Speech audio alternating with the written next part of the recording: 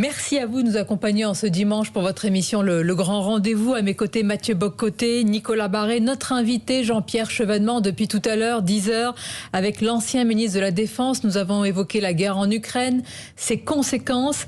Et c'est en tant qu'ancien ministre de l'Intérieur, monsieur Chevènement, que nous vous interrogeons à présent. Vous avez été ministre au moment de l'assassinat du préfet Erignac. Des drapeaux en berne pour Ivan Colonna, dont le drapeau français. Un enterrement qui a réuni beaucoup de monde. Alors évidemment, c'est un homme qui est mort et donc c'est tout à fait normal. Il y a un respect pour sa famille. Malgré tout, des drapeaux en berne. Comment vous avez réagi à cela? Vous avez raison de le dire. Il y a la douleur de sa famille. Je pense à ses parents, à son père que j'ai connu, puisqu'il était député socialiste dans les années 1981, Jean-Hugues Colonna. Donc je respecte leur douleur. Mais en même temps, je suis blessé de voir l'utilisation qui est faite de cette mort évidemment regrettable. Je suis blessé de voir qu'on a oublié le sacrifice du préfet Erignac, qui était le représentant de nous tous, le représentant de la République, qui a été assassiné lâchement par un commando de 6 hommes, et qu'on transforme ces hommes en héros, en icônes, me choque profondément. Vous savez, au lendemain de l'assassinat de Claude Erignac, il y avait 100 000 personnes dans la rue à Ajaccio pour protester contre l'assassinat. Mais je me dis, en voyant tout le ramassis de nationalistes et d'élus, presque de tout poil, rassemblés autour du cercueil d'Ivan Colonna, je me dis qu'un peu d'eau a coulé sous les ponts. Il doit bien y avoir de l'eau dans les rivières corses. Le mot est fort, hein, que vous employez, Jean-Pierre Chevènement. Blessé, dites-vous. Vous dites pas que ça vous choque, vous dites je suis blessé. Je suis blessé, et en même temps, je suis blessé parce que la République doit avoir une mémoire. Si quelqu'un doit maintenir cette mémoire, c'est moi qui étais ministre de l'Intérieur au moment où cet assassinat a été perpétré. Alors j'entends bien la réflexion de Raymond Barre. Les Corses veulent l'indépendance, qu'ils la prennent. Mais a-t-on réfléchi à ce que tout cela signifierait? Et que signifie le mot autonomie? Qu'est-ce qu'on met derrière le mot autonomie? La co-officialité dans les écoles, ça veut dire le conditionnement de la connaissance du corse pour l'octroi d'un certain nombre d'emplois dans la fonction publique. C'est pour ce qui est du permis de résident ou du certificat de résident, la possibilité offerte aux nés-natifs de l'île d'acheter un immeuble, une maison, une villa, possibilité qui sera refusée aux continentaux. C'est une rupture fondamentale d'égalité.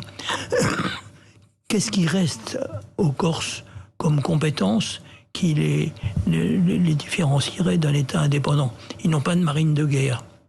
Alors qu'est-ce qu'on veut faire?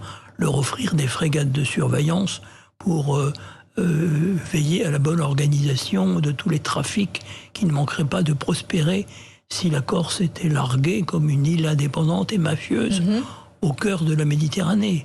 A-t-on réfléchi aux conséquences en chaîne? Je vous pose la question. En vous posant la question, a-t-on réfléchi? Vous y répondez, vous dites non. Le Front de libération de la Bretagne, ça existe encore. Les terroristes basques, certains sont encore en prison. Et puis, pourquoi pas celui-ci, celui-là? Le mépris de la loi en Corse entraîne le mépris de la loi partout ailleurs, en Seine-Saint-Denis, dans les Bouches-du-Rhône, enfin dans n'importe quel département français. La loi doit être respectée. Et quand vous voyez ces manifestations violentes qui suivent généralement ce qui s'est passé à Bastia il n'y a pas très longtemps, 47 blessés, 43 CRS ou forces de l'ordre. C'est-à-dire que la violence vient d'un seul côté. C'est ce que j'appelais la Corsican Way of Life. Mais nous devons réagir. On vous a beaucoup reproché cela et votre attitude aussi, vous le savez, Jean-Pierre Chevènement. Certains ont dit que vous étiez... Enfin, ça pense que vous êtes contre toute concession. Est-ce que vous dites aujourd'hui le débat est clos? Il ne peut pas même y avoir une réflexion sur l'autonomie? Ou est-ce que vous comprenez Le président candidat Emmanuel Macron, que vous soutenez d'ailleurs, vous dites que c'est un soutien républicain, qu'il engage aujourd'hui, alors qu'il y a eu des violences, et en pleine campagne présidentielle, un tel débat. Je le soutiens parce que, du point de vue de la République, c'est le meilleur. Donc je me détermine du point de vue de la République. Mais mon soutien ne vaut pas blanc-seing, je le lui ai dit. Je ne renonce pas à mes convictions. S'agissant de la Corse, je sais que l'État a montré trop de signes de faiblesse depuis 1975, depuis la création de l'université de Corté. L'État a montré trop de signes de faiblesse pour en donner encore.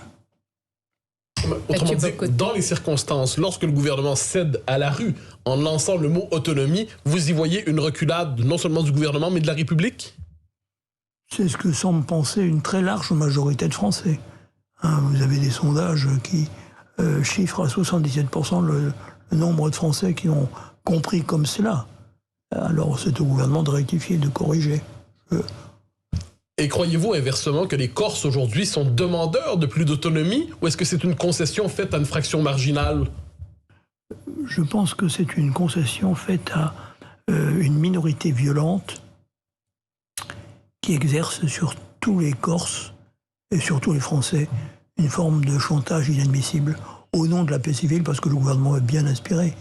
Il cherche la paix civile. Mais au nom de la paix civile, on obtient des reculs significatifs sur des points essentiels de la vie en société, de la vie dans une démocratie républicaine. Jean-Pierre Chevènement, on l'entend depuis